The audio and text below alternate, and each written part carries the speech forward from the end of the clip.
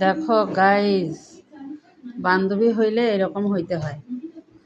আমার একটা বান্ধবী আছে, বুড়া বয়সের বান্ধবী। হুম জোয়ান বয়সে তো কত বান্ধবী ছিল, তবে সব কিছু বাদ দিয়ে বুড়া বয়সে একটা বান্ধবী করেছি। সে বান্ধবী দেখো এখন রাতের বাজে কয়টা, 11টা। দই পাঠাইছে। ও দইয়ের একটা পোস্ট করছিল, ওর বাসায় মেহমান আসছে। আমি বলছি আমারও খাইতে ইচ্ছা করতেছে, সময়ের কারণে আমি যাইতে পারিনি। যদি সে আমাকে যাইতে বলছিল, ঘরের কাজ করতে করতে আর সময় পাইনি। এখন রাত্রে 11টা বাজে, দেখো সে দইটা আমার জন্য পাঠাই দিছে।